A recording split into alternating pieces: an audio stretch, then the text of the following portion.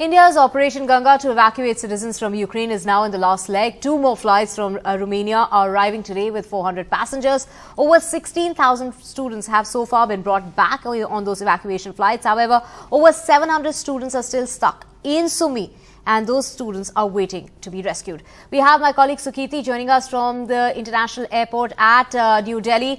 Sukirti, 400 students to get back home to India today. What about the ones left behind in Sumy? Well, Divya, as far as the ones in Sumy are concerned, the embassy in Ukraine has been saying that there are teams that have been stationed in a city called Poltava, which is nearby Sumy. So those processes are still going on. However, because there has been a lot of firing happening in those areas, so the government is still figuring out how to get back these students safely.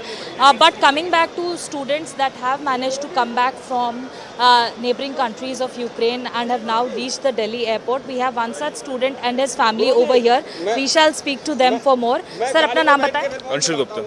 आप कहाँ पे पढ़ाई कर रहे थे Ukraine में? Kharkiv में, Kharkiv national medical university में पढ़ाई कर रहा था। अभी खार्किव में जिस तरह की सिचुएशन बनी हुई है पिछले कुछ दिनों में, काफ़ी ज़्यादा शेलिंग और फायरिंग हो रही थी, तो आप लोगों ने कैसे मैनेज किया खार्किव से निकलना? क्योंकि वहाँ पे रहना बिल्कुल भी सेफ़ नहीं था और हमें वहाँ से निकलना था। तो जब हमें इंस्ट्रक्शन मिले कि हमें वहाँ से निकलना है और खार्किव खाली करना है, तो हम लोग ट्रेन की तरफ गए, स्टेशन की तरफ, जहाँ पे हमको ट्रेन में बैठने नहीं दिया, क्योंकि बहुत सारे लोग थे, भीड़ थी। और फिर हमें वहाँ से पैदल जाना पड़ा पैसेचिन से हमें बस से वहाँ ले जाया गया पोल्टावा से हमें रोमानिया बॉर्डर पे क्रॉस कराया गया और फिर कल की हमारी फ़्लाइट थी और फिर हम यहाँ पहुँचे। तो आप इंडियन एम्बेसी से जो आपको हेल्प मिली है, जो गवर्नमेंट से हेल्प मिली है, उसके बारे में क्या कहना चाहेंगे? इवैक्यूएशन मेजर्स जिस तरह से लिए गए उसके बारे में। इंडियन एम्बेसी से काफ़ी हेल्प मिली है और लास्ट मोमेंट में काफ़ी हेल्प मिली है, क्योंकि खाने का सबसे ज़्यादा प्रॉब्लम खाने की थी। रहने के लिए हमारे पास एक सेफ़ प्लेस था, सैनिटरी में हम लोग सेफ़ थे, बट खाने के लिए मेन प्रॉब्लम थी। तो काफ़ी एम्बेसी ऑफिसर से मेरी बात हुई, जिन्होंने पर्सनली मेरे को बताया कि आपके लिए खाना आ रहा है काफ़ी ज़्यादा क्वांटिटी में। और जब हम लोग इवैक्यूएट होते तब भी हमारे लिए बहुत खाना था, काफ़ी ज़्यादा स्टॉक था हमारे लिए, तो फिर हम लोग थे करने के लिए। We also have his father over here, we shall speak to them for more. Sir, आप बताएं कितनी दूर से आप लोग आए हैं? आज बेटा लौट रहा था उसे लेने के लिए। हम यहाँ 300 किलोमीटर, करीब 350 किलोमीटर पीलीभीत से आए हैं इसको लेने। आपका बच्चा खार्किव में पढ़ता है, जहाँ पे पिछले कुछ दिनों से काफ़ी डिस्टर्बिंग खबरें आई हैं और वायलेंस बहुत ज़्यादा बढ़ गया था।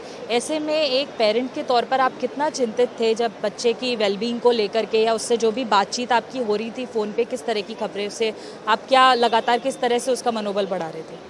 हम बहुत ज़्यादा चिंतित थे और अंदर से काफ़ी हद तक टूट भी गए थे, लेकिन जब भी बच्चे से बात होती थी तो हम ये दर्शाते नहीं थे कि हम बहुत ज़्यादा परेशान हैं। बच्चे की हौसला अफजाई करते थे कि बेटा कुछ नहीं होगा, आप बहुत बहादुर हो और आप ये कर सकते हो। जैसे कि ये टर्नो वहाँ खार्किव रेलवे स्टेशन से जब ये पेशोचिन के लिए चले थे तब बहुत स्थिति इनके विपरीत थी, समय कम था, मंजिल दूर थी, तब भी हमने फ़ोन करके इन्हें जो है बहुत हौसला अफजाई की। तो फिलहाल हम आश्वस्त हैं अपने देश के प्रधानमंत्री जी से और हमें गर्व है कि हम ऐसे देश में हैं जहां के प्रधानमंत्री माननीय नरेंद्र मोदी जी हैं, जिन्होंने हमारे देश के लिए इतना कुछ किया। आज लगभग सारे बच्चे करीब सब वापस ले आए हैं, ये हमारे लिए बहुत बातचीत करने के लिए। So parents here extremely thankful to the prime minister as well as the government of the nation for evacuating all of these students, for bringing them back home. However, the government is still trying to evacuate the remaining ones who are still stuck in places like Sumy. Right, Sukirti reporting from the Indira Gandhi International Airport in New Delhi.